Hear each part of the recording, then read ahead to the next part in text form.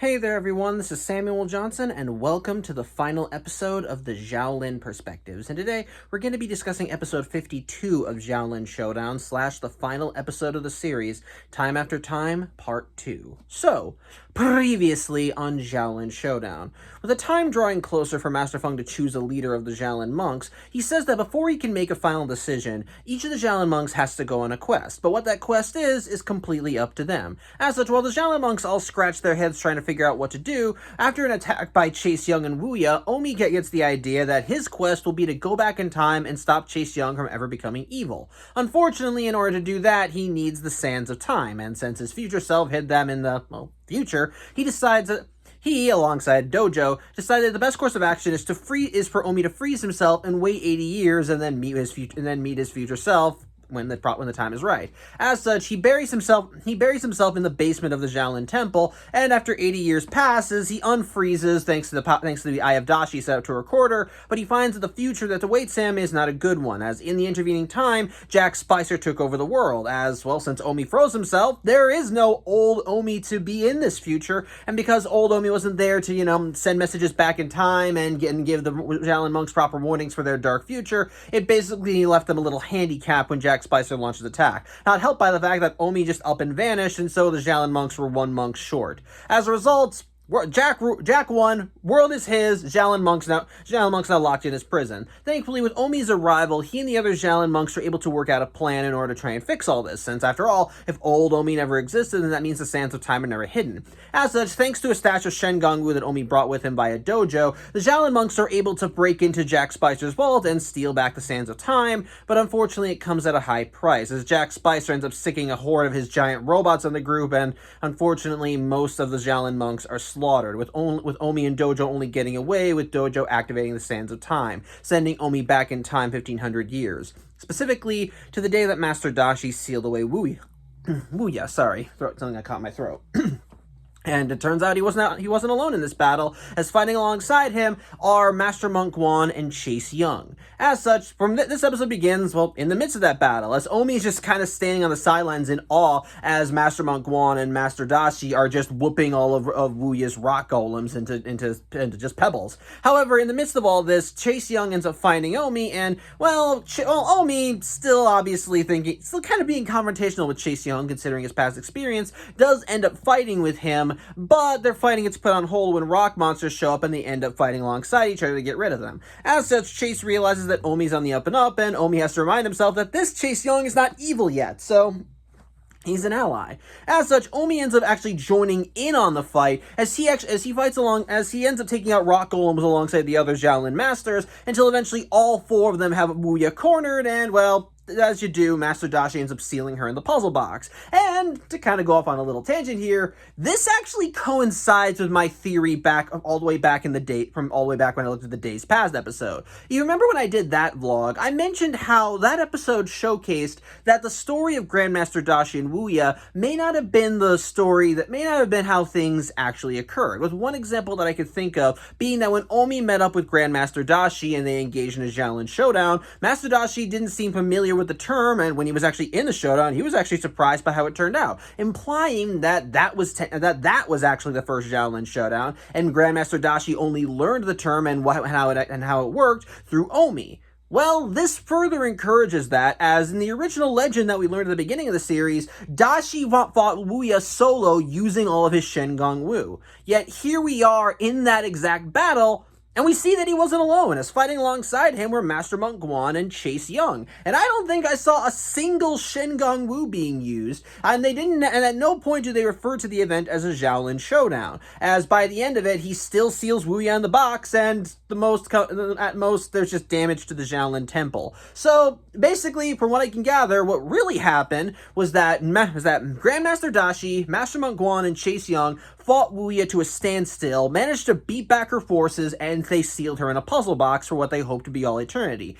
After that, Grandmaster Dashi decided the best course of action was to hide all of his Shengong Wu, but in the midst of doing that, that's when Omi from the future arrived and warned him, hey, your puzzle box is going to fail in 1500 years, I need a new one. And so that's when Omi technically challenged him to a Xiaolin Showdown, and that's where he learned the terminology for it, what it entails, and how it's basically set off by one or more people grabbing at or two or more people grabbing a Shengong Wu. As such, he passed this knowledge along, and of course, because people only know the most basic of things that happened, like they obviously knew that Master Dashi fought Wuya, all they knew was that Wuya was gone, and that Grandmaster Dashi was saying, hey, this is a thing now, it's a Xiaolin Showdown, and basically, as word of mouth continued going along, eventually they thought, oh, that battle with Wuya must have been the first Xiaolin Showdown, and it's Grandmaster Dashi. Obviously, he fought Wuya by himself. Of course he would have won. And that's the legend that we came to know at the beginning of the series. So, basically what I'm saying is exactly what I said in the Days Past episode, that what really happened is not exactly the legend. And there are enough facts in there that one could easily believe it,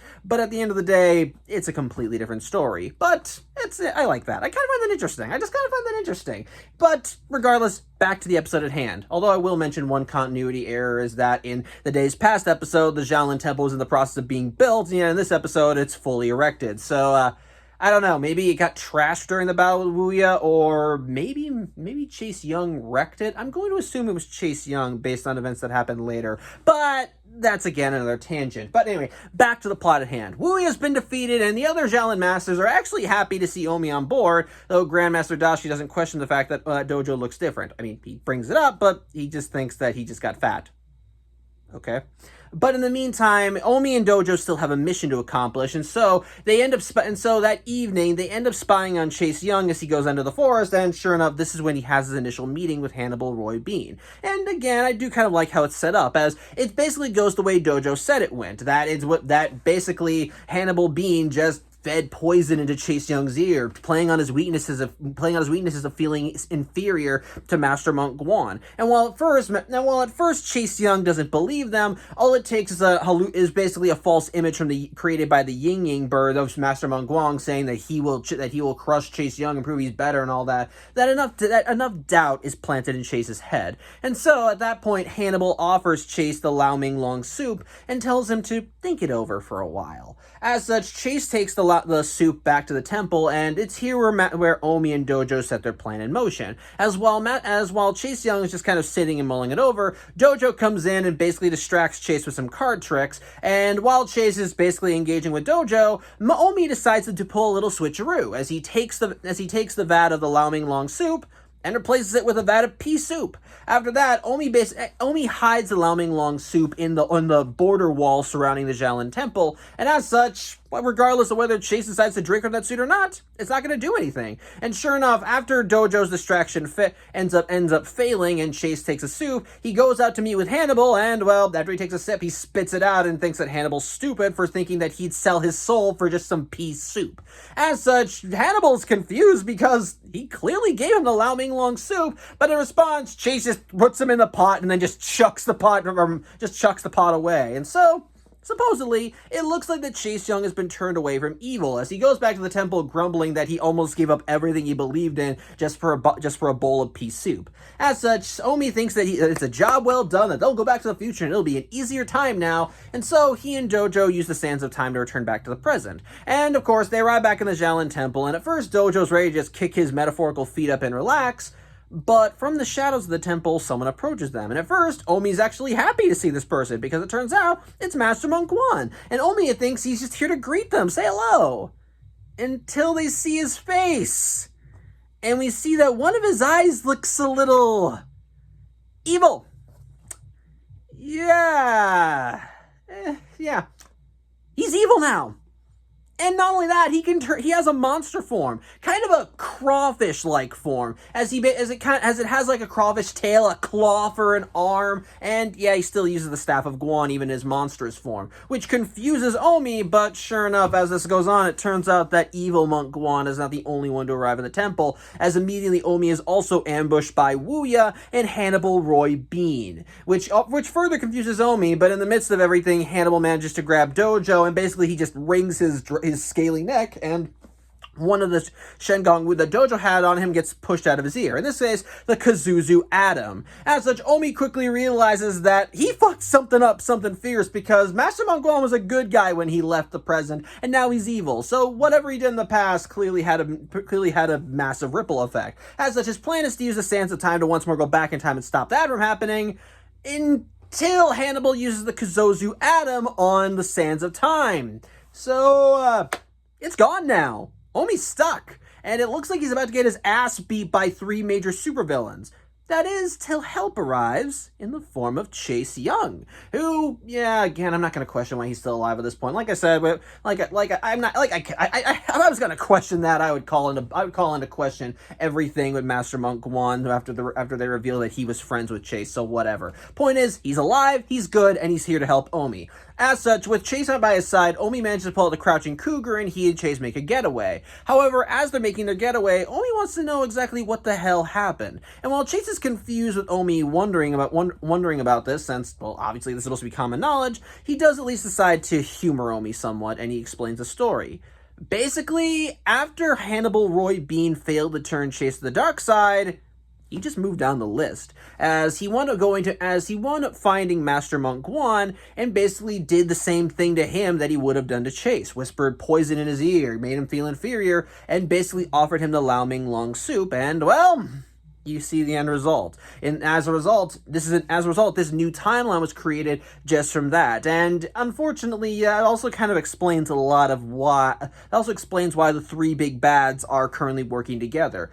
Keep in mind, when Chase Young became evil, odds are a lot of his same disciplines and tactics and mindsets of when he was a good guy were transferred over when he became evil. It's why he was smart enough to realize that Hannibal Roy Bean was a threat, even though they were technically on the same side. It's why he respects the Xiaolin warriors. It's why he still imparted knowledge onto Omi, despite the fact that they were enemies. Chase Young has a code of honor to him, and he's willing to do whatever he can to try and maintain that code of honor.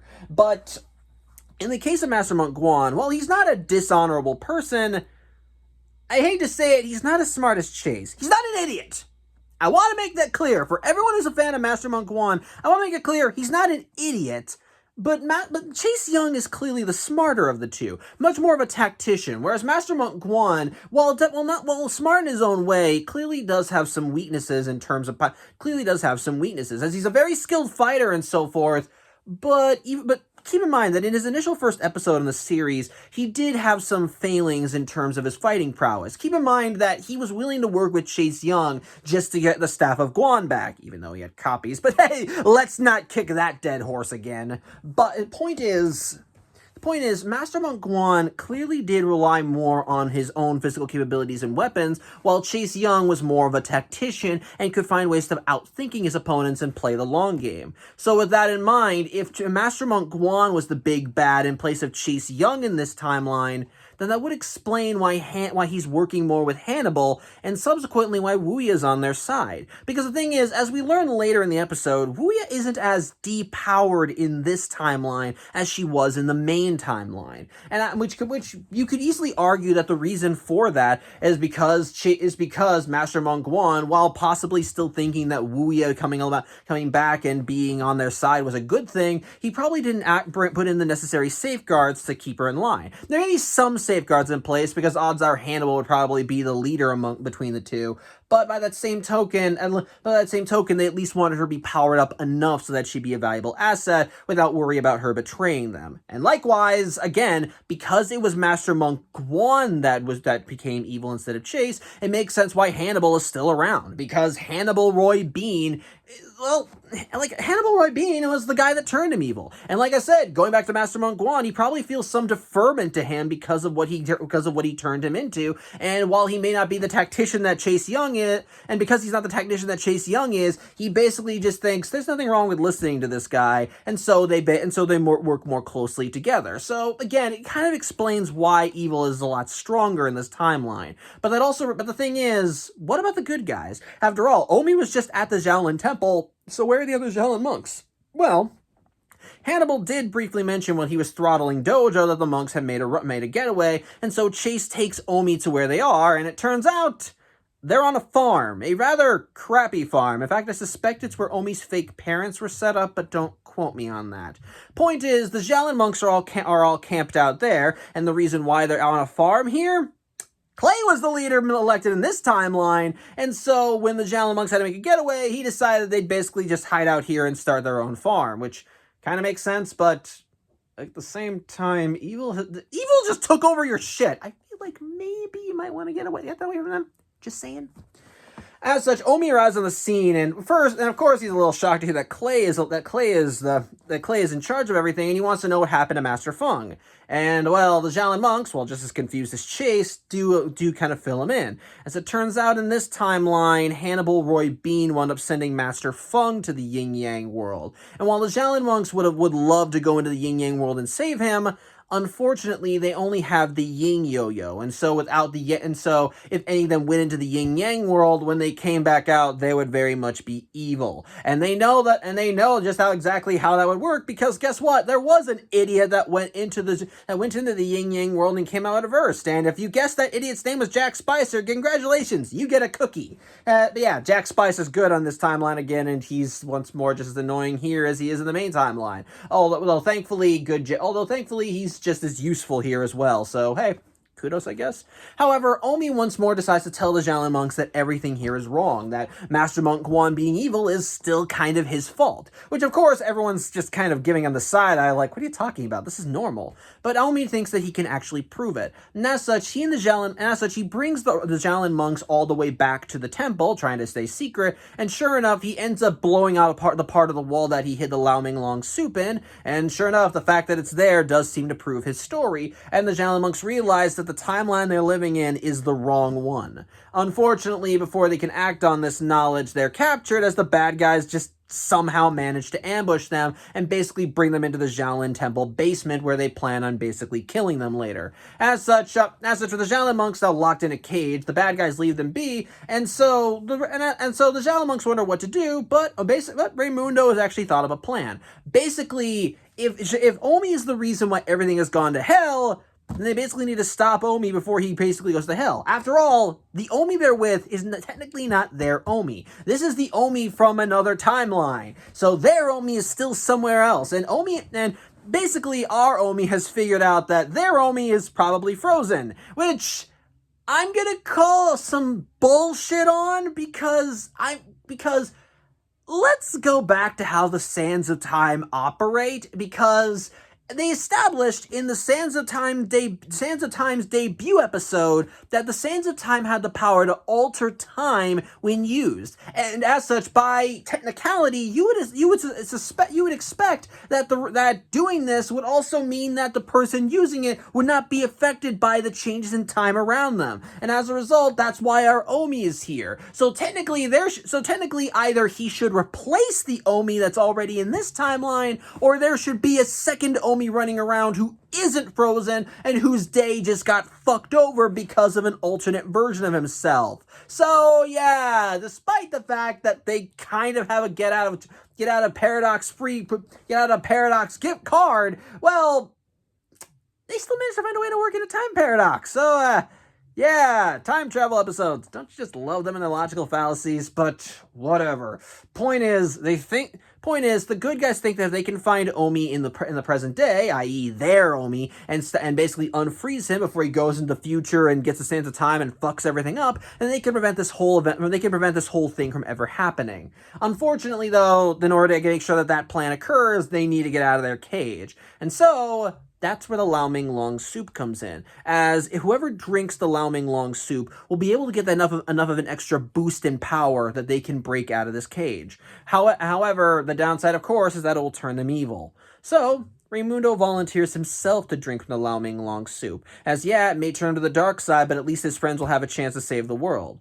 But who should stop him but Chase, who lets him know that, well, it's his fate. He understands what he has to be, and he may not like it. He may not like the fact that it's basically written in the stars that he's got to be the bad guy, but it's just how the way things are. And if it at least can help his friends in putting things back to the way they're supposed to be, then he's willing to make that sacrifice. And honestly, I like that, and it kind of does come back in not okay. It doesn't come back plot wise, but it does come in a little moment later. But I like that basically in this timeline, what made Chase Young go from good to evil is because he realized that he needed to make the sacrifice for the sake of his friends. I like that. I like that.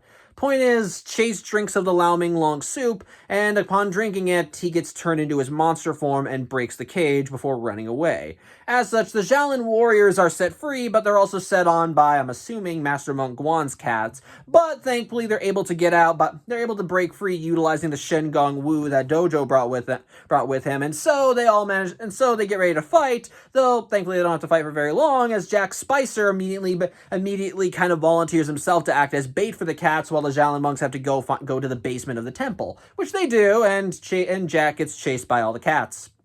Go figure.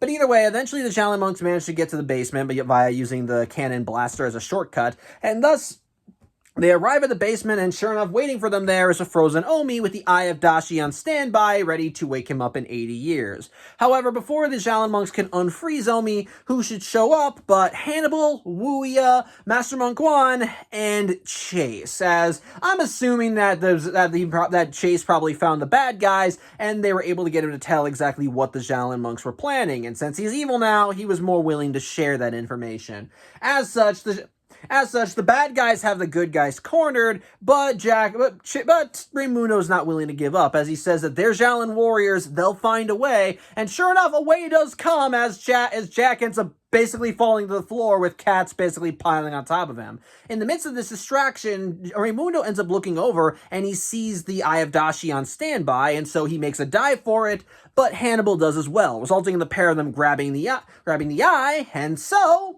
Raimundo challenges Hannibal Roy Bean to a 4-way tag team Xiaolin Showdown. The contest? Rescue the damsel in distress. Basically, there's gonna be a damsel locked up somewhere, and whoever can save her from her keep first will be declared the winner, with the good guys wagering the cannon blaster, the ants in the pants, the lasso boa boa, and the orb of Tornami, while the bad guys wager the serpent's tail, the Moby Morpher, the moonstone locust, and the Juju flytrap. Is it weird that 2 of those are the ones that release bugs? Point is, with the terms of the Xiaolin Showdown listed, a Xiaolin Showdown is declared, and again, it's still really damn cool, as the temple actually converts into a castle/tower, and the damsel in distress at the top of the tower is Dojo.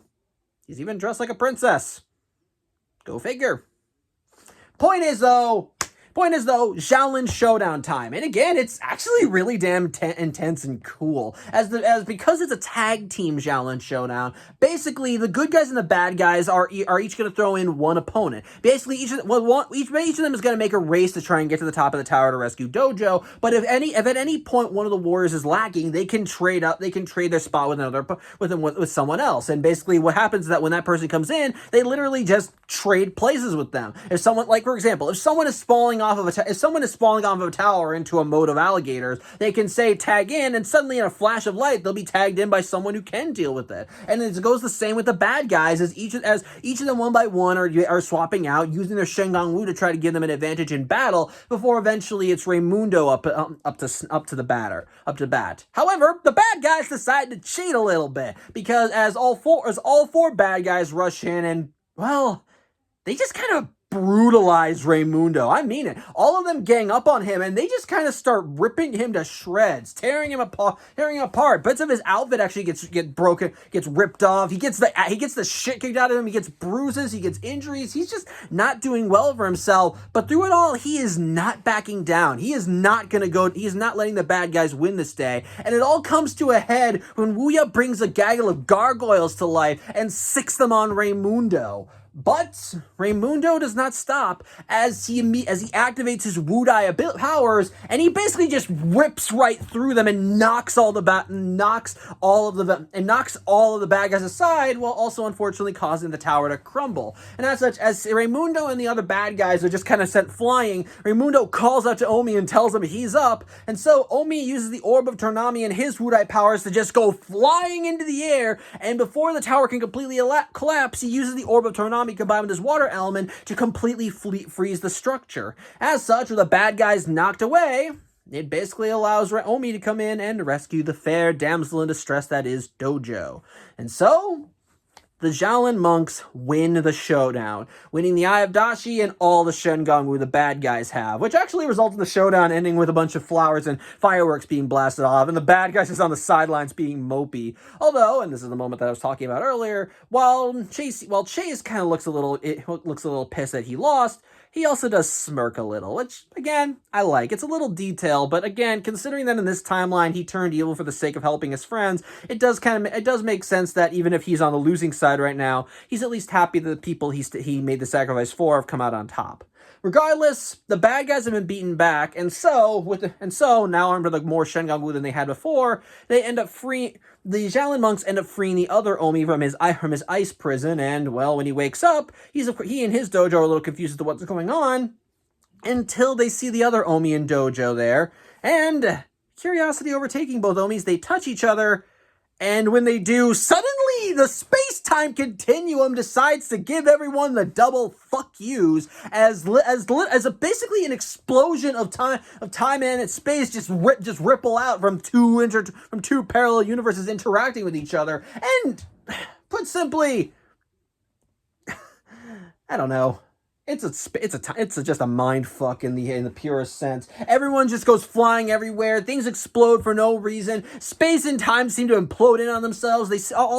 Everybody seems to see alternate versions of themselves. Good Jack and Evil Jack see each other and try to hug each other in fear. And as this all occurs, immediately as everything settles in and basically an implosion seems to center everything on the Xiaolin Temple. Another explosion rips out across the universe, and suddenly, everything's back to normal. It's daytime at the Xiaolin Temple, and all the Xiaolin monks are back to normal as well. There's now only one Omi. There is now only one dojo, and the Xiaolin monks seem to be okay, although Raimundo is unfortunately still nursing its wounds from the Xiaolin Showdown. And while the Xiaolin monks have no idea what the heck happened, their memories of that other timeline remain, and the only one who's not shaken up by all this is Master Feng, who seems to be well aware that the Xiaolin monks have just concluded their latest quest. So, yeah, basically from what I can gather, both Omis coming together basically caused a space-time explosion/implosion and basically just reset the timeline so that these two interconnecting realities never came into contact in the first place. And the only people that even realized that space and time have been fucked over are the ones who were at the epicenter of the event when it occurred, i.e. the Xiaolin monks. And Master Feng, I suspect, because he does seem to know that they just came back from their quest, and unfortunately Jack Spicer, who's now back to normal, but who's now running away because he wants his mommy. So there you go. But the Xiaolin monks have finished their quest, and well, the events that we have seen have shown who among the team is up to the role of leader. And so the Xiaolin monks meet with Master Feng in the main temple grounds, and he decides to choose who among them shall be the leader. And the one that he chooses is Raimundo. Raimundo is elevated to the role of Shuku Warrior, getting a brand new gi, which is black, having like a little dragon flame or a dragon symbol on his sleeves, and a golden sash. And the other Xiaolin and Kimiko and Clay are just happy for him, but Raimundo is actually surprised. He says that he never expected it to be him. Well, maybe a little, but the odds are that he didn't think that the deck was in his favor. And as for Omi is clearly disappointed. It's clear, he clearly wanted to be the next leader, but while he is disappointed, when Raimundo goes up to him to potentially offer him comfort, Omi instead just claps his hands and bows to him, acknowledging him as his leader, with Raimundo smiling and bowing in return, which does actually kind of raise both of their spirits. I dig that. But immediately the good mood is put on hold as they all hear something rumbling in the temple, and when everyone runs out to the temple to see what's causing it, they see a whole gaggle of some of their greatest villains all just standing outside ready to assault the temple. But the Xiaolin monks are ready, and so, as Master Feng says, that as a Shuku warrior, Raimundo's duties to the world are now going to be even greater, the Xiaolin monks charge forward, ready to kick ass and save the day like they always do. And thus, that is the end of both the episode and the end of Xiaolin Showdown. So, what are my thoughts on Time After Time? I have two mindsets when it comes to this episode. The first is looking at this two-parter as an episode, as a, I guess, a story in itself, and the second is looking at this two-parter as the finale to Xiaolin Showdown. Now, as a two-parter, I think Time After Time is honestly a pretty damn good episode. I like the story that it sets up, and I like the time travel shenanigans that comes with it. Mind you, of course, as you do with most time travel stories, you are asking questions about how certain things operate. And in the first half of the story, you can kind of answer those own questions because of how time travel and laws of causality and all that. And you can easily argue that maybe the reason why Omi wasn't affected by his unintended alterations to the timeline was because by virtue of him using the sands of time to get his older self in that episode, he might have unintentionally made himself immune to all those changes. What doesn't make sense is the fact that in the second half, how the Xiaolin monks say, oh, if we want to stop this future from happening, we just need to find our Omi and unfreeze him before he gets to the future and gets to the sands of time. To which I respond with, if that's the case, if that Omi is in your timeline, and the future that he would go to is not the future that this Omi would have gone to. In that future, Master Monk Guan would have been the big bad and not Chase Young. And so considering that Jack Spicer's now a good guy because he went into the yin-yang world without both the yin and yang yo-yos, I'm going to assume he's not going to be the one ruling the world, that's what I'm saying. My point is, the time travel the time travel aspects definitely kind of make me go, what the hell? But I would be lying if I said they took away from the quality of the episode. As is, I think that Time After Time is just, like I said, it's pretty damn good as an episode. Like I said, the first half definitely I thought was good, although the first third of the first half definitely felt like it kind of dragged its feet in terms of pacing, while the second half, I feel does a good job at kind of setting all the plot in motion, with Omi stopping Chase Young from being evil by swapping out the Lao Ming Long soup with pea soup, thus ensuring that even when Chase does give in, he basically realizes, what the hell am I doing this for? And then likewise the ripple effects begin occurring as doing that has unintended consequences, of Hannibal going to Master Monk Guan and turning him evil, which in turn causes further ripple effects because now the bad guys in this timeline are a more cohesive unit. Sorry, my food is digesting. And as a result, they were more easily to take on the Xiaolin monks to the point where Master Feng is trapped in the Yin Yang world, and the Xiaolin monks are now hiding on a farm somewhere to try and gather their bearings. And so as a result, it does kind of lead to some interesting. I do kind of like seeing the unintended consequences of that, and Omi realizing that by basically trying to fix one problem, he's basically created others. I like that, and in a way, it does give us some kind of good character development for Omi. After all, Omi is the one that typically is the most sure of himself with these things, and time after time, we've seen that his arrogance has kind of caused the group unintended consequences. Well, this time the consequences are a lot more dire than even he realized. Because one, by freezing himself into the future, it kind of gave the Xiaolin monks a metaphorical limp because they were missing resources and assets that they would have had in the original timeline. And without those resources and assets, Jack Spicer managed to net a very big win by taking over the world and pretty much enslaving the Xiaolin monks and all the other villains. And then by Omi going back in time and stopping Chase from being evil, it created a different worst case scenario, as in this new timeline, Master Monk Guan is the villain, is a big bad. All the villains are working together, and the Xiaolin monks basically don't know where else to go because their leader is more concerned with being a farmer than being a warrior, and Master Feng is trapped in the Yin Yang world. So as a result, it just creates more and more problems, and Omi has to kind of come to the terms with the fact that it's all his fault. That by trying to do something good, he in turn screwed over everybody that he cared about. And while I like that by the end, the fact that he doesn't become the leader and that Raimundo does, I think is well earned. It is actually a pretty nice moment.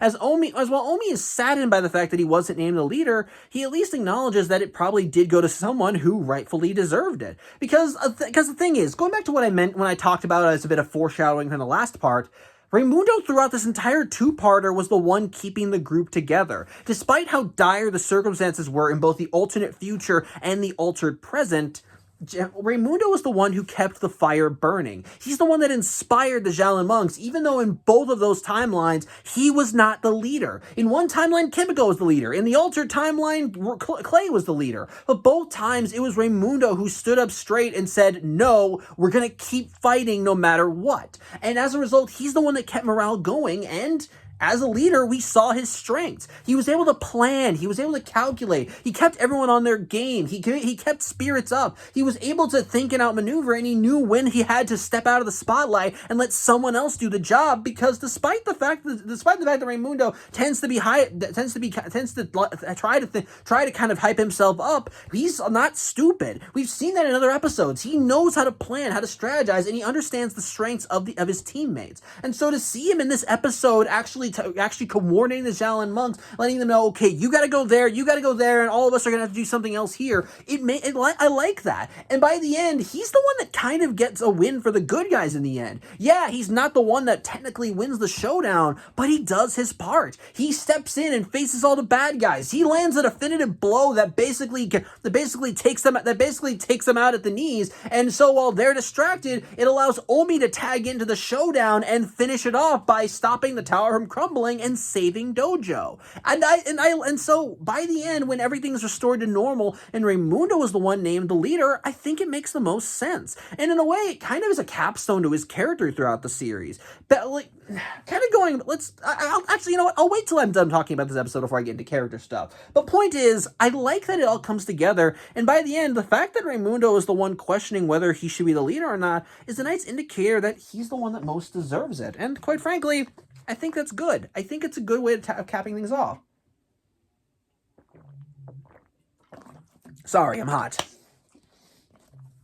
So in that regard, I liked that. I liked the action. I liked the story. And again, I like the stuff with good Chase Young in this part of the episode too. Like I said, it's kind of cool seeing Chase on the side of good. It's nice seeing Chase on the side of good, and I like that despite that, when he realizes that he was originally supposed to become evil, he willingly makes that sacrifice and goes evil for the sake of helping his friends. It's a nice little character bit, and it helps explain that despite the fact that he's on the side of evil and the evil loses in the end, he still smirks because again, unlike in the original timeline where he turned to evil because he was afraid of his own weakness, in this timeline he willingly turned because he wanted to help his friends, which I like that. And I could easily see that if we had continued following this timeline, that if Chase Young did eventually rise to power and did start fighting against the bad guys, I feel like that his relationship with the Xiaolin monks would be kind of a double-edged sword. Like, sometimes he'd fight against them because of their different natures, but at the same time, there probably would be times he'd be an ally and would probably stand by and protect them, just because at the end of the day, they were friends once upon a time.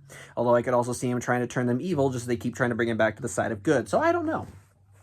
But either way, it at least is a nice little tidbit. I at least like that. And on top of that, the showdown, it was fun. Again, it was a really fun setup. I liked seeing the Xiaolin monks tag in and out as they were all taking part in the final battle against the villains. I liked seeing them all playing to their strengths and using their Shengong Wu. I liked seeing Raimundo and Omi pulling out their Wudai abilities in the final stretch. I liked the battle with Owen. Raimundo faced off against all the bad guys, and he managed to finally use his Wudai powers to handicap them and allow Omi to get the win. I thought it was just really damn good. And again, I call question to the time travel aspects. I think the finale in that regard, I think, is good. But if I had to list problems with this half of the two-parter, it's sadly pacing. Something like, just as the last episode kind of had some pacing issues in the first third, the second half has pacing issues all throughout. Namely, it feels a little rushed. It feels like the episode is trying to get from one plot point to the next. Case in point, the first half involves Omi immediately returning to the past and befriending the Xiaolin monks of that time, and then immediately it cuts to Chase as he's being tempted by Hannibal to join the dark side. Then Omi decides to enact his plan to stop Chase from turning evil, and then likewise he returns to the present where everything's fucked up, and then they return to the temple where they're captured. It just kind of feels a little more rushed than you think. And the only reason things kind of slow down is by the end when we get to the Xiaolin Showdown. So, which again, that's the last third of the episode. The first two thirds felt like it was just trying to move everything along, and unfortunately, I do kind of find that to be a problem. As because of the rushed nature of things, it doesn't really allow us to get more character stuff. The closest we get to character stuff is the stuff with Raimundo when he's trying to inspire the group and pretty much tell them, no, we keep fighting no matter what. Which I like, it's just at the same time, we don't really get a lot of time to explore this alternate timeline and how it affects the people within it. How are the lives of the other Xiaolin monks affected by the fact that they now realize that they're living in the wrong timeline? How do they react to that, knowing that their lives are a lie? How are they reacting to knowing that they could possibly lose them, that they have to find a way to undo this and possibly lose everything that they are? The closest we get to that, and unfortunately, is the stuff with Chase when he realizes that in the original timeline he was evil and he has to be evil again in order to help his friends. And it's a small moment, but I liked it because again, it feels like a genuine sacrifice. This reality is friends with the Xiaolin monks, and so it's not just his soul he's giving up here. It's everything that comes with it. His friends, the family he's probably built here, and I don't mean that like a literal family, like the metaphorical family. You know what I mean? And so I feel like. And so the moment does hit a little harder, and I bet I did get a little goosebumps when he wound up turning into his monster form upon drinking the soup. So that's actually nice. But I wish we had more moments like that with the other Xiaolin monks. But as is, because they're trying to cram everything into a half-hour slot, it doesn't allow us enough time to see how things go, and I do consider that a problem. With that said, though, I don't think that this finale is bad. On the whole, if you take both parts into consideration, I think Time After Time is a pretty damn good episode. The time travel shenanigans does allow for some interesting what-ifs and dark twists as we see the unintended consequences of Omi's actions. I like seeing the Xiaolin monks coming together and trying to outthink the bad guys in both the dark future and the alternate present. And I like seeing how and by the end, when Owen Raimundo is named the leader of the Xiaolin warriors, then it feels like a good cap off to his character, as again, throughout the entire two-parter, he was the one keeping the group together and keeping their spirits up. And despite the fact that Omi's a little saddened that he's not the leader, the fact that he does bow to Raimundo and defer to him does show that he's not against the decision and is happy that his friend was raised up to that platform. So sorry if you heard a boom. But the point is, I do think the episode is pretty good, all things considered. As the finale, though, it's okay. Let me put it this way. This does not feel like how the series should end. Now, let me put it this way. A good finale, in my opinion, is one that feels like a capstone to everything that came before. And while this episode is good, it is a good episode with a lot of good twists and turns and some nice character stuff with great action, a great story idea with the time travel shenanigans. I unfortunately do not see this I don't see this as the big finale that it should be. Don't misunderstand. I've seen worse finales. Don't get me wrong. If you want an example, look to Phantom Planet. Seriously, I still think that finale sucks.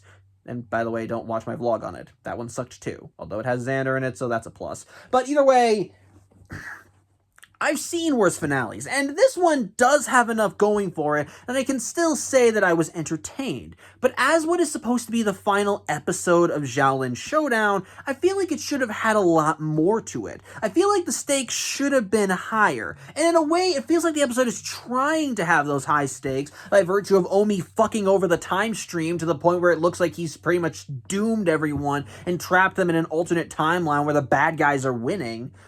But by that same token, despite the altered circumstances, the good guys aren't treating this any different than they would any other episode. And because again, by virtue of everything going on, this is just normal to them. And them realizing, oh, so the timeline's fucked over because Omi's here? Well, then all we have to do is just stop Omi from doing what he did and everything will be a-okay. And to that I respond with, they should treat this with more severity. And this goes back to the pacing issues I mentioned earlier. Because since the story doesn't really have the proper amount of time given to it in order to let the characters breathe, we don't really get their perspectives on how this is all going down. And I feel like that would have been nice to have all that. Just maybe focus on the characters and maybe let each of them have a moment to be in the spotlight. Let them all basically stand up and show how everything that's happened throughout the series has affected them and how they very much approach this alternate timeline. Hell, maybe a way they could have done that is if they had turned this two-parter into a three-parter.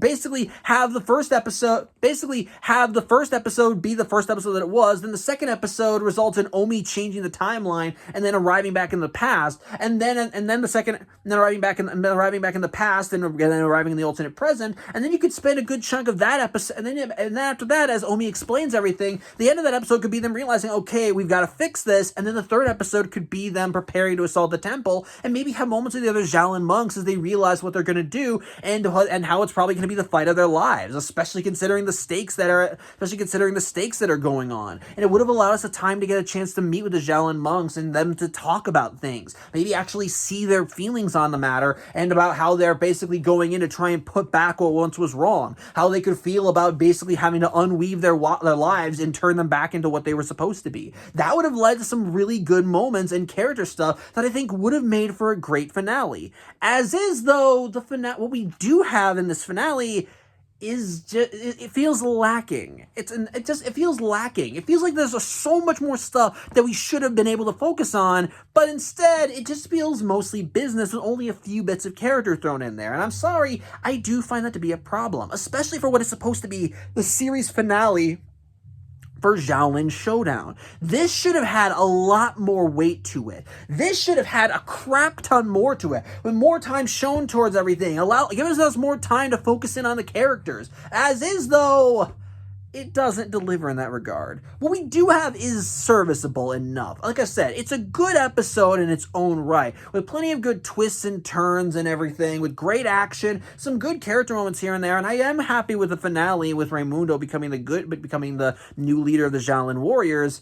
But again, while it may be a good episode, as a finale, it's lacking. Don't get me wrong, I've seen worse finales, and this one definitely has enough to it that I can still give it a thumbs up. But I've also seen a lot better, and I do think that this finale was lacking in enough areas that it definitely should have had more to it than what we got. Like I said, as is, it's fine, it's serviceable, but it really should have had more to it, and yeah, that's really all I have to say about it, so yeah. With all that said, though, what are my thoughts on Xiaolin Showdown now that we are finally at the end of the series? But simply, I think it's just a pretty damn good show. It is not a great show, by all means, but for what it is as a cartoon, I think it's really kick-ass. With that said, I feel like the show also kind of suffers from a bit of quality decline as it went along. While on the whole, I can say that Xiaolin Showdown is still an entertaining show, and if you grew up with it, I would recommend possibly revisiting it and revisiting those moments from when you were a kid, and possibly even sharing it with your kids if you get the chance. Because hell, there was one time when I watched one of these episodes with my nephew, and he enjoyed what he saw. So hey, at least it's still entertaining years later. But unfortunately, one of the problems that Xiaolin Showdown had as it went along was that with every season, the writing kind of took a dip in terms of quality. While I would still say that each season on their own does have their own strengths that do make them worth watching, and there were plenty of good episodes to go around each season, there were also the number of episodes that ranged in the okay to in terms of okay to definitely grew as the seasons went along. Season 1, in my opinion, was the strongest in terms of writing, as it figured out how to balance character growth, filler, and filler and action in ways that allowed you to keep the plot moving while also progressing character journeys. Season 2, unfortunately, started favoring more of the filler, and while we did get more character-focused episodes, they weren't as numerous as they were in Season 1, and unfortunately, it resulted in some characters not getting as much development as others. And as for Season 3, well, unfortunately, that one didn't have a lot either. That one mostly focused on the action and the stories. That one didn't really have that many character-focused episodes. While we weren't bereft of them by any means, as there were at least maybe 1 or 2 episodes here and there that did focus on the Xiaolin monks and their own personal growths, at the end of the day, we were mostly focused on the big plots and epic quests rather than actually furthering along the story. And you could argue that maybe those quests were furthering along the story, as it was the Xiaolin monks kind of coming into their own as Xiaolin warriors before we get to this end. It's just that, again, I feel like it would have been a lot more fulfilling if we had actually learned and grew with the Xiaolin monks.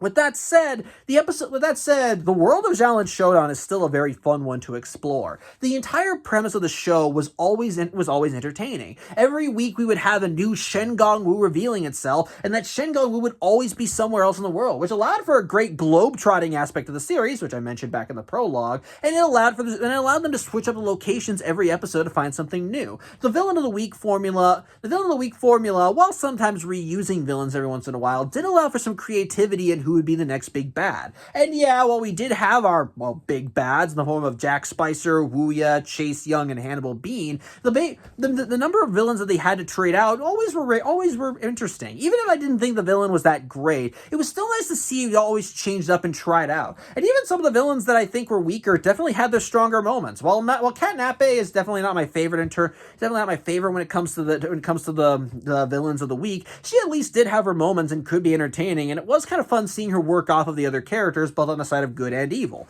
And the same goes for other characters as well. Even some bad episodes definitely could give us some really creative villains, like Sabini, who I thought was actually an entertaining villain in an episode that I found to be a little bit subpar. So in that regard, the show definitely had a lot to it. On top of that, I loved the action. The action in this show was phenomenal. I loved seeing the Xiaolin monks as they practiced kung fu and utilized what they learned in battle. I loved seeing them tap into their Xiaolin abilities as they tapped into the very elements, and as the series went along, I liked seeing them further along their training, gaining new powers and abilities, new strengths, learning new things, and growing as both warriors and people. It was kick-ass. And of course, the Shengong themselves offered a variety of new ways that they could expand their arsenal. As the Shengong Wu, for the most part, were very unique and interesting, and it was always cool to see them finding a new Shengong Wu and learning what it did, how it could help them, seeing it be utilized by good and evil. And yeah, while there were some weaker Shengong Wu in the batch, the ones that were strong were really cool. And even if there were Shengong Wu you didn't care for, there was always another one that always kept you invested. Hell, even in the first episode, while I wasn't really that impressed with the likes of, say, the Mantis Flip Coin,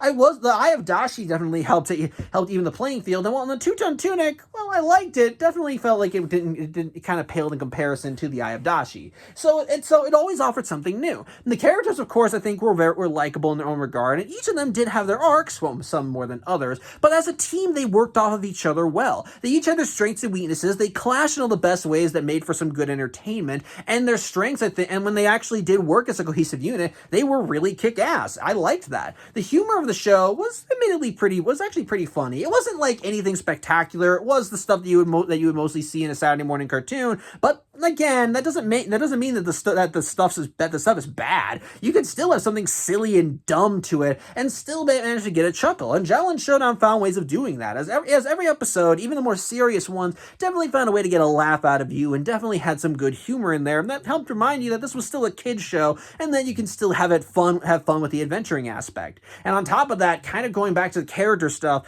I liked when the show focused on morals and lessons and teaching disciplines about being a warrior and growing as a person. I think it worked really well. While there would sometimes be a lesson that I feel like it needed more time to it, or definitely needed more attention, or should have been handled better, there were also plenty of other lessons that I feel like were essential for kids to know. Learning not to overtax yourself, learning to play to your strengths, knowing familial relations and growth, learning to discipline yourself, becoming a better person in general. I obviously cannot good at listing these morals, but the Xiaolin Showdown definitely had a wide range of them, and while some morals definitely needed more time to stew than others, for the most part, whenever they did handle a moral conundrum, it did genuinely lead to some good character growth, and by the end, I think it did teach a valuable lesson that I feel like kids back then and even now would be good learning. So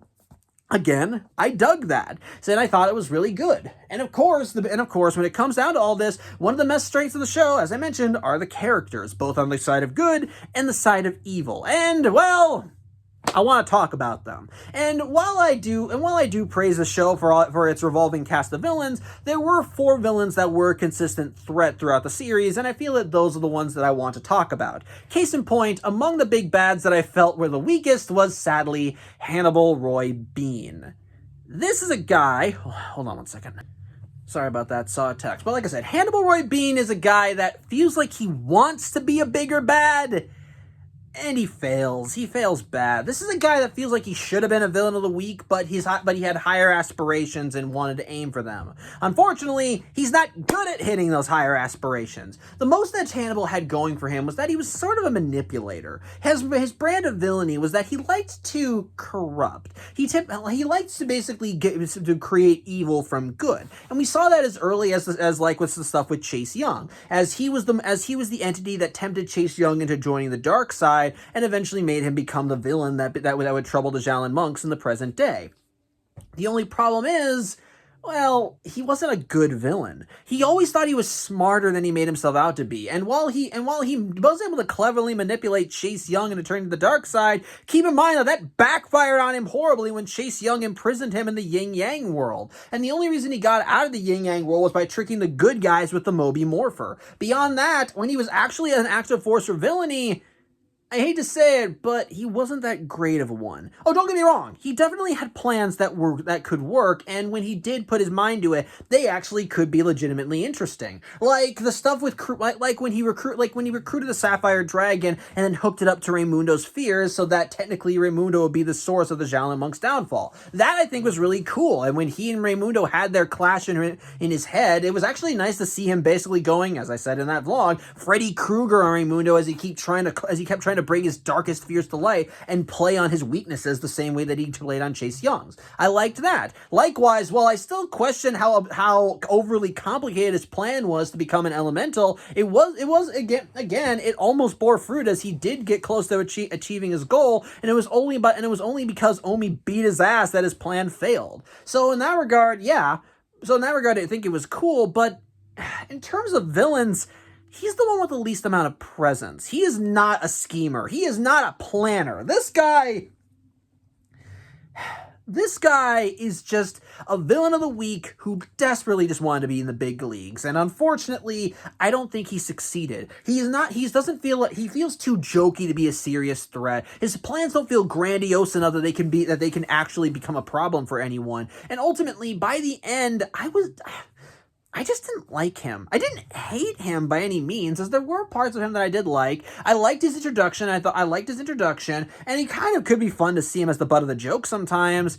But as an active force and as what was supposed to be the big bad of season 3, I don't think he was a good big bad. He was an opportunistic dumbass who basically thought he was smarter than he actually was, and while sometimes he could concoct a good plan, at the end of the day, he is not a schemer, he is not a planner, and while he may be powerful, I do not think he was even close to being powerful enough to be considered close to a big bad. So yeah, that's kind of a problem.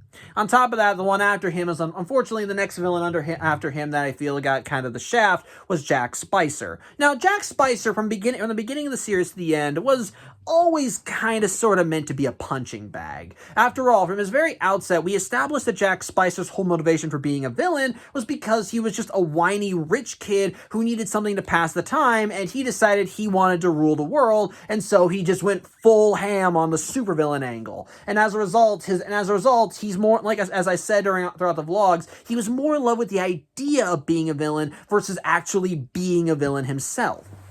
And as a result, he's the guy that always just assumed that all he had to do to achieve victory was just show up on the scene, bring out his robots, and he would achieve victory. And many times that would blow up in his face, and he'd become the butt of the joke for any other bad guys that were on the scene.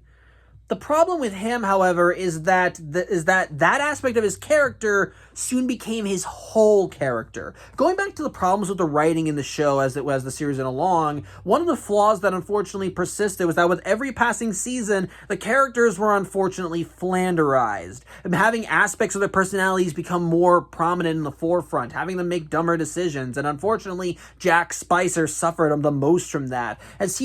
While in the first 2 seasons he could be incompetent, he at least had decent plans every now and then, and could sometimes achieve wins, actually get one up on the good guys, have something actually work in his favor, and allow him to actually steal and actually get a one up on the good and actually get a one up on the heroes, to the point where he actually could at least be considered a threat. Maybe not a large threat, but at least enough that the Xiaolin monks would need to be on their toes when he was around. But then comes season 3, and this kid is barely a blip on their radar. He's a nuisance at best in season season 3, and the closest he came to an actual win was in the alternate future when he took over the world. Otherwise, throughout the rest of season 3, Jack Spicer became even more of a punching bag, as the only other times that we ever see him achieve something close to victory was when he was working with other bad guys, and even then, he felt more like a subordinate than an actual partner. Keep in mind that the first time he worked with other bad guys in season 3, he had to be strong-armed into helping them. And even then, by the end, he got Jack in shit for his efforts because Wuya and Hannibal stole all the other Shengong Wu. So guess what?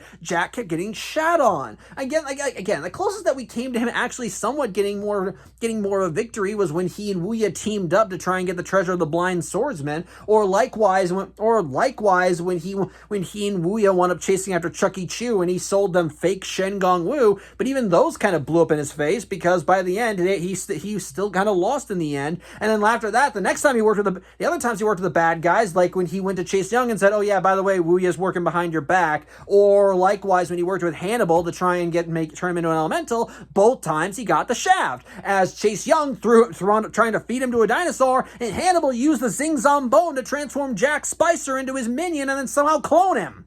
Point is, Jack Spicer, while never being in the same league as the other villains, sadly, as the series went along, he just kind of got worse as a character. The jokes stopped being funny after a while, and eventually, what was once the most prominent foe in the Xiaolin monks just became a nuisance that really should have just been brushed aside in favor of other villains, and that's kind of a problem. Which, speaking of, let's talk about Wuya. Wuya in season 1, I feel, was a really damn good villain, and while I feel like in seasons 2 and 3 she wasn't awful, she was at her strongest in season 1, as the show at that point had been built. What kicked off the events of the show was her being released from the puzzle box that Dashi put her in, and despite the fact that she wasn't at full power, her mere presence in the world was enough to shift the balance of good and evil enough that the Shengong Wu began revealing themselves, and as a result, she couldn't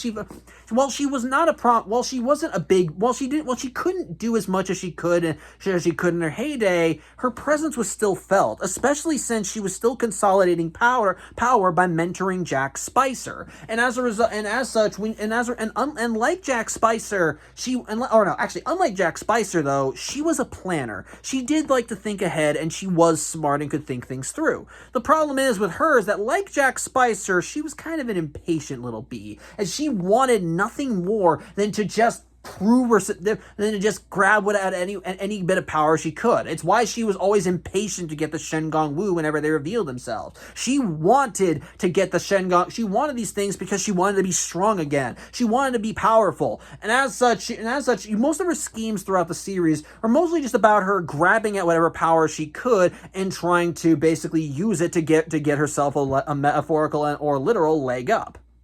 And as a result, while she definitely felt like she had the power to back up being a big bad, I'm getting off topic. My point is, while she had the power to be a big bad, she was only what limited her was her means. When that said, when she did regain her full power at the end of season 1 and basically used her power to completely take over the world, it felt earned, and it felt like a proper capstone to her character. Which is why I thought it was a little dumb when they brought her back in season 2 and basically made her be in the back and basically had her be a background villain. As kind of like Hannibal, after that, she just kind of felt like a villain of the week that had more prominence. As unfortunately, she never reached the level of menace that she did at the end of season 1. Even when she got her physical body back for season 3, because Chase Young intentionally limited her power when he made her physical again, she still had to rely on others to do her dirty work. Yeah, she now could do more of that dirty work herself, since she now at least had the means to interact with the rest of the world. But again, she was severely cut off. She was severely cut off at the knees, and so she basically just had to grab at whatever power she could, and as a result, she tended to bounce around a lot. She was a very fickle partner, and she always just kind of went for whoever she felt was the best option for her, no matter the situation. Which as a result of that, made it so that she always wound up going back and forth to Jack Spicer. And the thing is, I initially questioned why Jack Spicer would be willing to take her back, beyond the stupid writing that permeated his character as he went along. But honestly, I think one of the reasons why Jack Spicer and Wuya always tended to come back to working together is because, despite the fact that Wuya may claim otherwise, they're kind of cut from the same cloth. While Wuya tended to be very opportunistic in her approach to villainy, to the point where she would ditch Jack if someone more powerful came along, well, when it came down to it, Jack Spicer was usually her best bet for villainy. Yeah, in some of her later appearances, Wuya would end up partnering with Hannibal Roy Bean, but when it came down to it, she was always very like I said, going back to her opportunistic streak, Jack Spicer was one of the few villains who was constantly and regularly hunting for Shen Gong Wu, regardless of his circumstances. And as a result, it made sense for Wuya to go back to him every once in a while. As while she will be the first to say that he's a complete moron, he's at least a moron with the means of being able to take over the world, and he does have that drive to want to keep going. And the thing is, while Wuya will always badmouth Jack Spicer, they work well together no matter the situation. She's the one, in a way, she's kind of like an evil mother to Jack.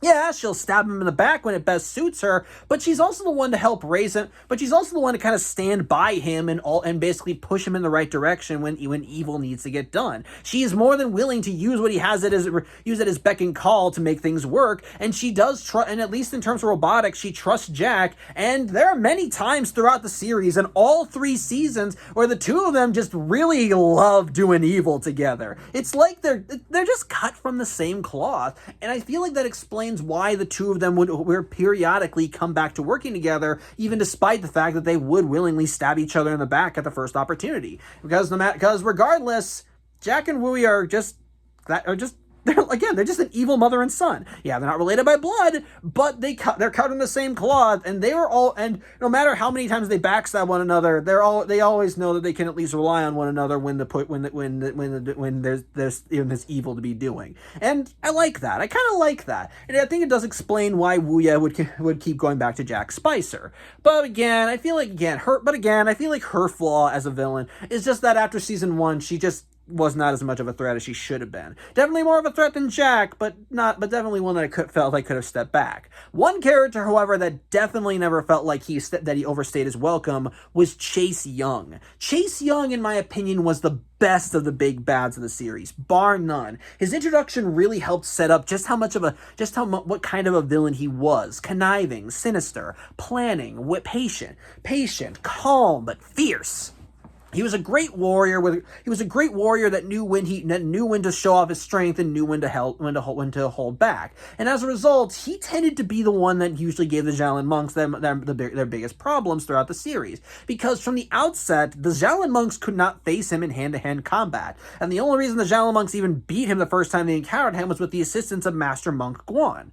Beyond that, most subsequent appearances of Chase Young after that just kind of had him toying with the Xiaolin monks, or involved the Xiaolin monks and him kind of sometimes working towards a common goal. Yeah, at the end of the day, they were on opposite sides, and he would let the Xiaolin monks know, if we didn't have the same end goal here, I'd be kicking your asses right now. But the thing is, what separated Chase Young from a lot of villains was the fact that, like I said, he was smart, he was intelligent, and how he typically laid out his evil schemes was by playing the waiting game, pushing pieces into the proper positions before getting ready to land a final blow. We saw that in season 2 as he was laying down the groundwork to bring Omi to his side, slowly but surely earning Omi's trust, getting under his skin, until eventually got to the point where he tricked him into using the yin yo-yo to go into the yin-yang world. And when he came out, not only did Omi come out evil, but because he and Chase had already built up enough of a rapport, it allowed Chase to sway Omi to his side rather easily, and thus that in turn not only gave him the warrior he'd been trying to get throughout the series, but also the power that came from having Omi on his side, which I liked.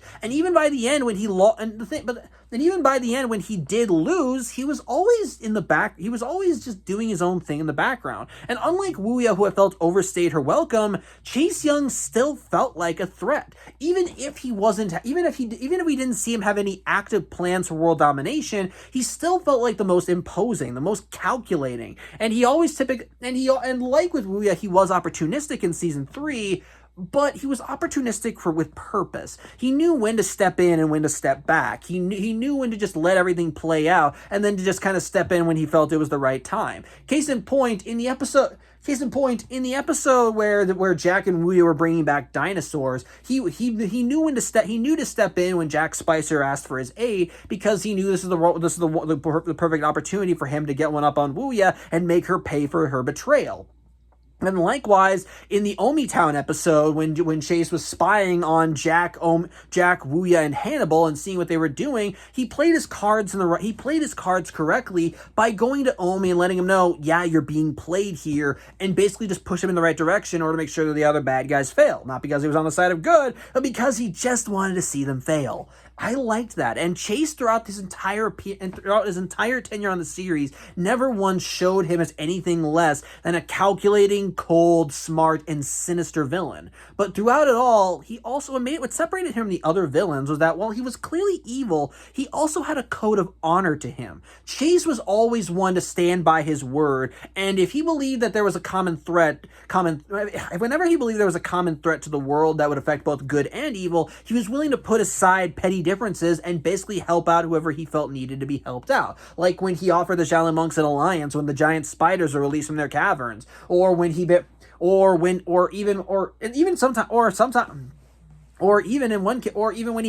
he helped Omi because they both technically had the same enemy, or hell, the fact that he actually tried to stop Hannibal before he could go off and do more evil shit in the 3rd episode of season 3. But the thing is, because of his code of honor, it also made him do things that other villains wouldn't do, i.e., he kept his word when he gave it. When in the very first episode we saw of him, when Master Monk Quan challenged him to a showdown, and the terms of the showdown were you let everybody go, well, Chase honored his word. By the end of the showdown, he reluctantly agreed. He reluctantly agreed to let the good guys go, just because that's what he promised. And likewise, in the first episode of season 3, when Omi and the Xiaolin monk got Omi free from his control, got Omi free from his sway. Well, he reluctantly agreed and showed that despite his badness, he still had a soft side to him, as he told Omi about the time they worked together using the Fountain of Wi and the Eagle Scope, and how he basically sabotaged Omi's attempts to finding the means of destroying all evil. As that in turn basically allowed for the fact that he even said that at all just kind of helped show that he did still hold some honor in him. And as a result, it made him to not only be a very formidable threat, but honestly a little bit of a complex character. Not so complex that he had a lot of layers to him, but definitely more so than your regular villain in a Saturday morning cartoon. And it definitely made him to be a much more entertaining villain than what we had before. Not to say that stuff with Jack Spicer and Wuya was bad. It's just that it felt like this made him kind of the strongest. And as a result, any episode where Chase Young was the bad guy typically tended to be a highlight, even if the episode wasn't that great. A couple episodes ago. So that was good. And as for the good guys, they were all good in their own right as well. Unfortunately, kind of going back again to the writing and how it can kind of screw some people over. Unfortunately, while the show definitely did its best to try and give each of the Xiaolin monks development, sadly, some Xiaolin monks got development over others, and as a result, there were some characters that definitely were left on the wayside that really should have had more to them. Again, not saying that what we had was bad, just saying is all. In terms of the side characters, Master Feng and Dojo, I think, were good side characters. Master Feng, I think, was actually a legitimately good teacher, and while he definitely had his failings every once in a while, what separated him from a lot of other stubborn mentors in his position was that he was always willing to learn as well, kind of grow alongside his students. He recognized his faults when he saw them, and typically, if he ever made a mistake, he would work to try and fix it all for the sake of helping his students. Case in point, at the end of season 1 and the beginning of season 2, when Raimundo turned to the dark side, it was clear that Master Fong did blame himself somewhat for this. And then when Raimundo did decide to come back to the good guys, Master Fong was one of the people that definitely did his best to try and make Raimundo feel welcome and try and basically adapt his teaching style for Raimundo, as he still tried to teach, as well he didn't hold Raimundo's hand. At the same time, it's clear that he knew that if he wanted to teach Raimundo, he had to do it in a different way than he was doing before. As Raimundo, if Raimundo was pushed in the wrong direction, he could very easily just fall down, he could easily fall into that pit again. And so Master Fong basically did whatever he could to keep Raimundo on the right path, while still allowing him to find his own answers. And as a result, it does make Master Fong to be a rather unique and interesting mentor. And as for Dojo, I found him to be a good comic relief character. Unlike certain other comic relief characters, this guy actually was an asset to the Xiaolin monks, as he was the one that hid the Shengong Wu all those years ago, and he was the one that could periodically help them whenever a new Shengong Wu popped up. And as a result, he definitely was entertaining in his own right, and did kind of make for a good comic foil whenever the episode was necessary, as he tended to have the best jokes, the best zingers, and in some cases some of the best storylines. The 2 episodes where he wound up headlining, i.e. Night of the Sapphire Dragon, and that one episode where he went cuckoo for Cocoa Puffs and grew a second head, tended to be some pretty entertaining shit, and did show there were layers to the little guy beyond just being the Shengong Wu tracker in the group. And it did actually make for some good stuff, and I liked that. And on top of that, and even the episode where his cousin, while I found the episode to be kind of annoying in some regards, I did at least like seeing Dojo in the episode and seeing him kind of growing alongside his cousin. And hell, the fact that he even participated in another showdown as acting as the good guys and actually making some progress before Wuya screwed him over, I thought was pretty nice, so I like that. So on the whole, I thought it was good. And as for the Xiaolin monks, like I said, good characters, but definitely had some development problems. And sadly, among the Xiaolin monks, I think the one Xiaolin monk that had the least amount of development was sadly Kimiko. Now, Kimiko as a character, as the Xiaolin Dragon of Fire, was kind of a hothead. She had a short temper to her and tended to be the one to be able to blow up at her enemies whenever the opportunity arose. Basically, if you were facing her in battle, then piss her off at your own peril, because whenever something got on her nerves, she would let you know it got on her nerves and would make sure that you would make you regret your decision to get on her bad side. But the thing is, while she may not have had a lot of episodes to her, the episodes that do showcase more about her, I think, do kind of open a window into why she is the way she is. Because the thing is, while Kimiko, it may have a short temper, she is kind-hearted and can be patient and understanding with the other Xiaolin monks, and sometimes did tend to be the emotional support whenever anyone needed her. And I think the reason for both of these attitudes was her upbringing. As we saw in the Xing Zambon episode, Kimiko's family is rich, stinking rich. She basically wanted for nothing throughout her entire childhood, and anything that she wanted, her dad could get for her.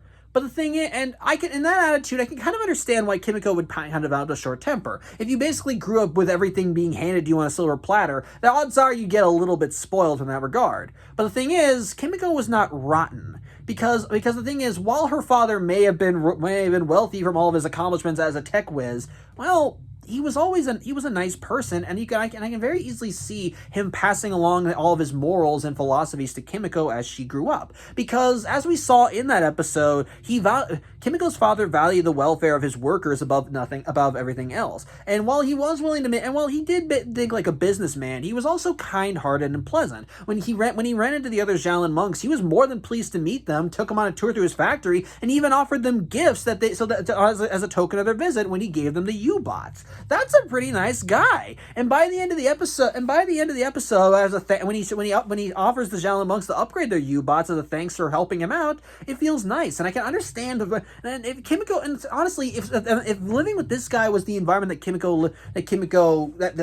this is the environment that Kimiko lived in throughout her childhood, then it kind of explains a lot of her character. But the thing is, going back to how she was a bit spoiled, she tended to in some regards feel like that she had to fit a certain mold. And as a result, she always tended to try and push herself to be the most patient, the most considerate. And the thing is, while Kimiko is a nice person, trying to combine her innocent side with her angry side is like trying to mix fire and water. And yes, I know, dragon and fire, I walked into that one. But the thing is, Kimiko's main character, any episodes that usually focus on Kimiko and her character growth, were typically just about her learning to compose herself and to get out of her own way, and basically not letting her temper and her own issues get in the way of doing the right thing. And the two episodes that I feel that showcase this the most were in the Tangled Web episode and the episode with Sabini. In both of those episodes, Kimiko basically felt that she had to think a certain way, be perfect be perfect. And how those episodes typically disperse their morals was by showcasing Kimiko basically getting out of her own way and coming to terms with the fact that she doesn't always need to be on top of the ball at every given time. And I liked that. As in the Tangled Web episode, she had to learn to focus, drown out all distraction, and that in turn allowed her a better level of concentration that I felt that allowed her to net a victory and help out her friends. And likewise, while I still call into question how I feel that the moral of the Evil Within episode was kind of shat on by Kimiko immediately trying to cover up what she did in the end after they saved Clay, I do feel that the moral was a good one, and I liked seeing Kimiko at least working to try and make up for her mistake. And the lesson that was imparted in the episode, i.e., it's not making mistakes that define us, but how we react to making mistakes, that I think was a really good one that needed to be learned. And yes, I need to learn that lesson sometimes. But the point is, Kimiko's main bits of character growth typically revolved around her becoming more patient, kind, and friendly, while still allowing her fiery side to come out when the time was right. And I liked those episodes. So as a result, while she was the Xiaolin monk that did get the least amount of development, what we did get of her was fine. We could have had more, but what we got was fine.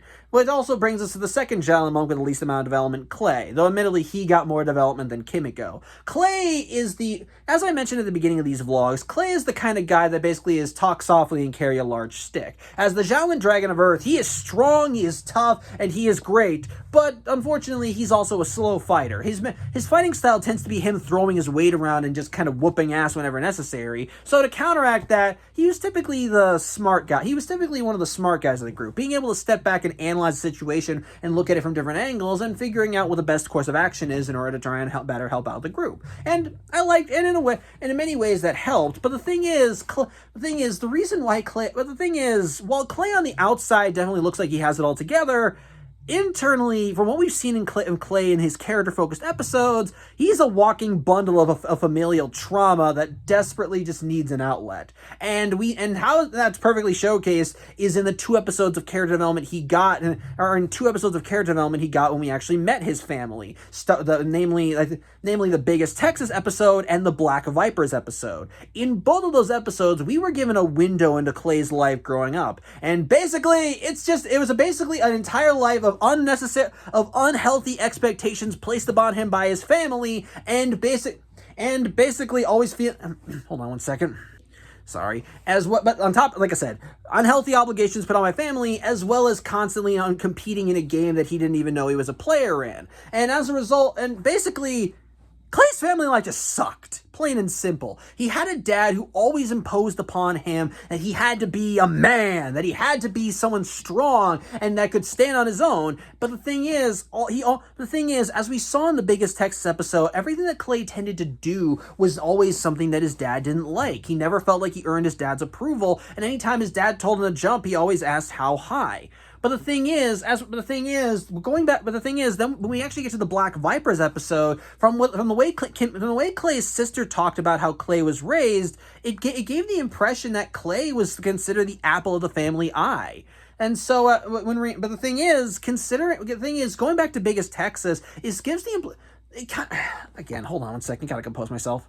Sorry about that. But yeah, kind of going back to the biggest Texas episode, while from the outset it may look like that Clay was the star child, internally it was probably a living hell for him. Having to constantly try to prove himself to his family to show that he was a man. And while his family may have considered him may have seen him as the golden child, in order to achieve that status, he had to put himself through hell. Even to the point where when he went off to go and find his own, when he became a Xiaolin monk, he was still trying to prove himself to his father, and his father was still telling him, "You're not worthy of being a man yet." And it probably hurt like hell. It made it even worse when his sister, was also facing the consequences of that. Because, well, his sister was kind of raised shittily as well. Because since she always felt like she had to compete with her brother, it caused her to lash out in ways that were basically criminal. It's what resulted in her becoming a bad seed among the Bailey family, and what resulted in her joining the Black Vipers. When in reality, the only thing that she ever wanted about everything was just to prove that she was good enough for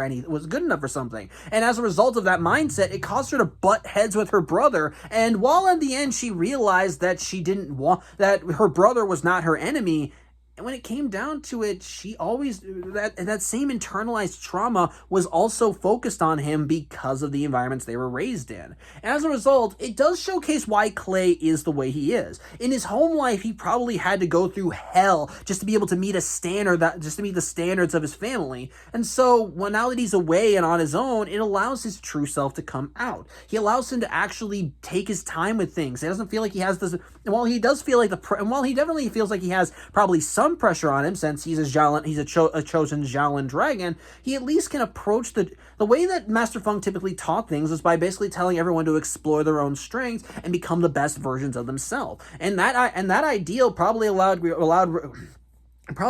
Clay a better opportunity than everything that he ever had with the Xiaolin monks. And as a result, while I do still feel like it would have been nice to have more character on him and see more of how him being a Xiaolin monk affected him personally, from what we do have of him, it does show a rather sweet and nice character who, while being strong, ultimately had a big heart. And most episodes that focus on him were just about him kind of overcoming his own familial trauma and basically learning to become a much more put together person. It was nice. After that, the next bit of character. After that, we now get to the Xiaolin monks that did get the most character development: Omi and Raimundo. Omi, as the sole Xiaolin monk who was raised at the temple from when he was a baby, tended to be the most skilled out of the Xiaolin monks, because unlike the rest of them, he'd been training to be the Xiaolin Dragon of Water ever since he was in diapers.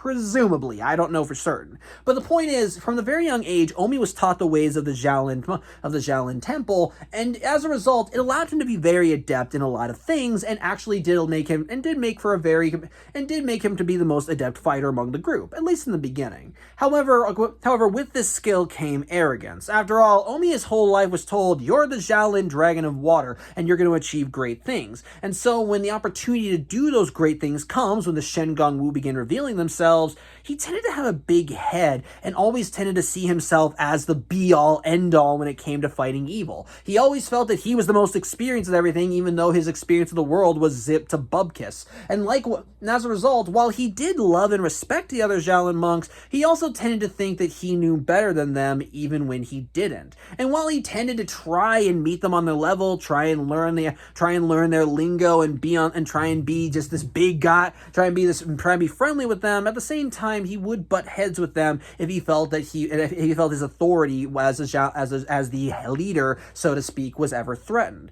And as a result, most episodes that focused on Omi and his character development were basically just him kind of getting his ego deflated. As usually any episodes where he thought that he could handle something, or he thought that he didn't need the help of others, it usually just blew up in his face. In the Ring of the Nine Dragons episode, he took the ring believing that using it would be able to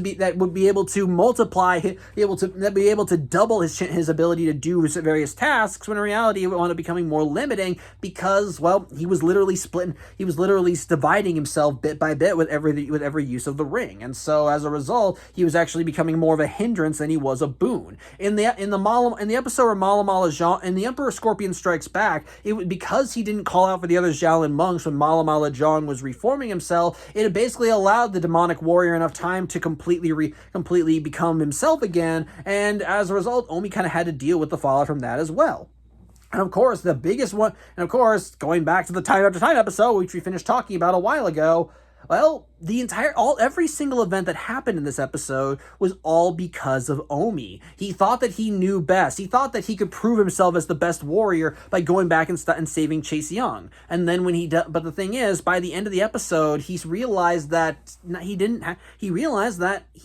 have all the answers. Despite him having the best of intentions, he didn't think things through, and as a result, everything that he knew and cared about was almost destroyed just because he felt that he knew best. And it was genuinely some good stuff that added some good tension. And as a result, by the end of the series, what I think helped cap off Omi's character development was when he bowed to Raimundo when he was named the leader. Yeah, he would have liked to have been named the leader himself, but the fact that he was willing to accept that Raimundo was more qualified for the job than him helped showcase that he had learned and had grown. And yeah, he may still have a high opinion of himself regarding his skills, but at least he knows that there is still things he needs to learn as well, and it does allow him, and the fact that one of his friends did achieve such a great role by becoming the leader of their group does at least make him feel happy, especially when he knows that person respects him as well, and I dig that. So, which also finally brings us to Raimundo. Raimundo, in my opinion, is definitely the most challenged of all the characters. He is the guy that from the outset, like Omi, felt like he kind of had a big head to him. And at first, episodes that focused on him were typically, like Omi, felt like they were typically him getting out of his own way and becoming a better warrior in person, like Kimiko. Then you get to the Dream Stalker episode, and that episode, in my opinion, does a great job at recontextualizing Raimundo's character and subsequently recontextualizing everything that he had gone throughout the series. After all, Raimundo, as we learned in the Dream Stalker episode, Raimundo's greatest fear was not being able to measure up to the other Xiaolin monks, to not be good enough to stand with them, to feel like that no matter what he did or what he accomplished, he would never be good enough. And knowing that that's something that was inherently one of Raimundo's greatest fears, it puts a lot of his actions throughout the series in a greater context. It explains why he reacted recklessly at the end of season 1. And when he was in that episode, he was told, if you fight Mala Mala Zhang, you'll get your asses kicked. And in Raimundo's mind, it was him being called weak.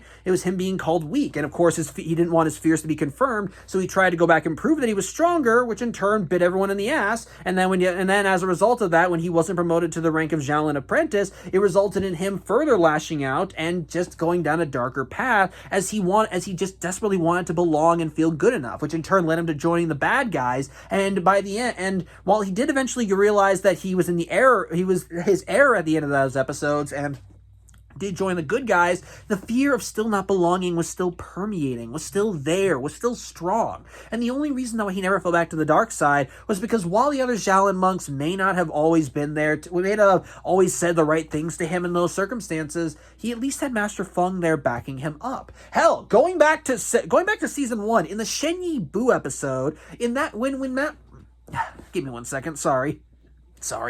In the Shen Yi Bu episode, that episode I feel is another great turn for Raimundo's character because it showcased another angle to Raimundo's character. Going back to Raimundo always feeling like he couldn't measure up, in that episode, Raimundo didn't measure up. He fought against Tubby-Mora in order to get the Sword of the Storms, and he came up short. Tubby-Mora beat his ass, and because Raimundo didn't fully understand how the Sword of the Storms worked, it allowed the bad guys to not only get the sword, but easily humiliate Raimundo. And as a result, the rest of the episode had Raimundo sulking and probably had him beating himself up even more by virtue of him feeling like that maybe his fears were right. Maybe he couldn't measure up. But then likewise, most episodes that focused on Raimundo were about him typically proving that he was good enough.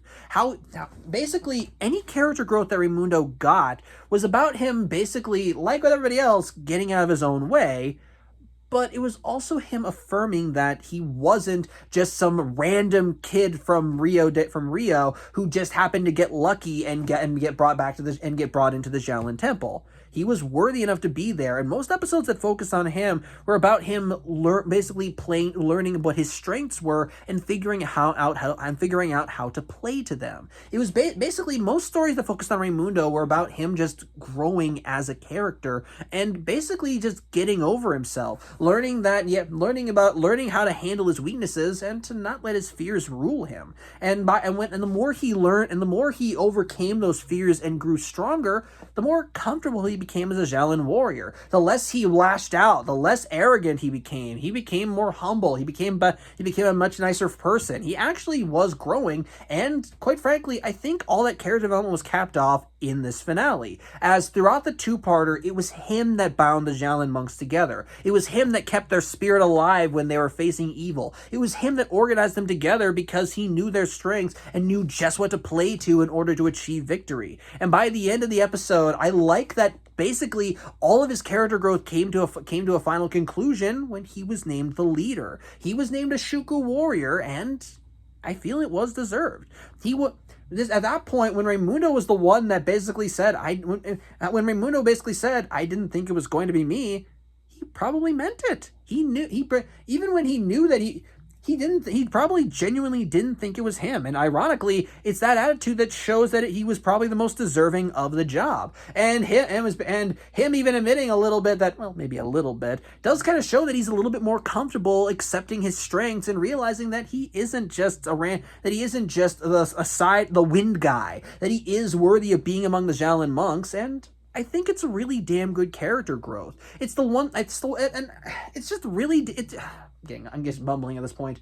Point is, Raimundo's character growth, I feel, was the most fleshed out. It was the one that was developed the most, and it did lead to a great character arc that I think came to a rather satisfying conclusion in the finale, as he not only accepted his strengths but his weaknesses, and it allowed him to rise up and prove to not only the Xiaolin monks but to himself that he was worthy of being here without it feeling like he had to just shove it in everyone's faces. I liked that. It was good stuff.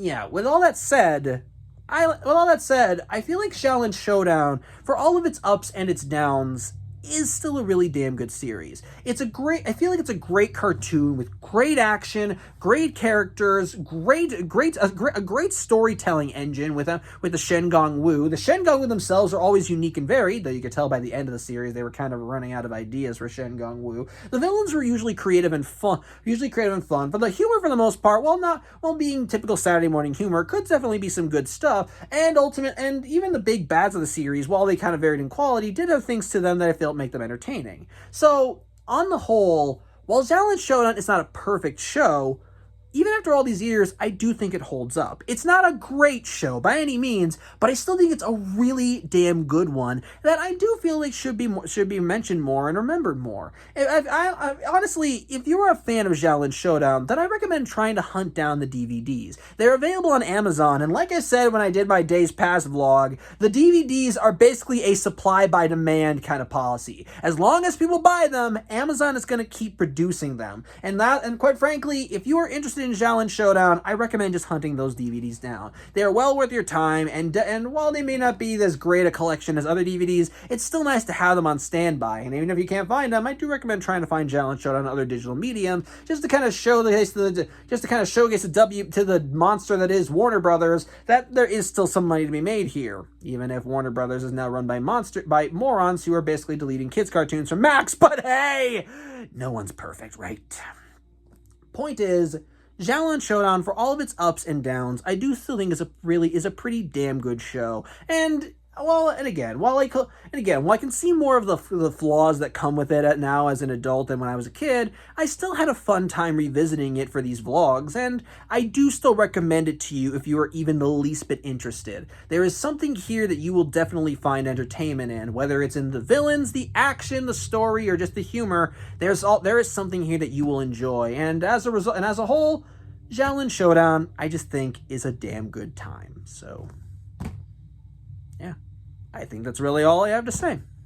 If you made it to the end of this video, I thank you for watching, and yeah, if you watched all these vlogs, or even watched the show along with me, I want to thank you for joining me on this journey. I do have other vlogs planned. In fact, next week I'm going to be starting a kind of mini series of vlogs, which do go back to the Ben 10 series. You'll see when I get there. But for those that only stuck around for Xiaolin Showdown, I thank you for your time. And if you liked what you saw here, I encourage you to go look at my other shitty little vlogs. Like I said, I have stuff on the MTV Spider-Man series, Steven Universe, Classic Ben 10, Ben 10 Alien Force. Though those vlogs aren't as good in my opinion. Kolyoko, even the MCU.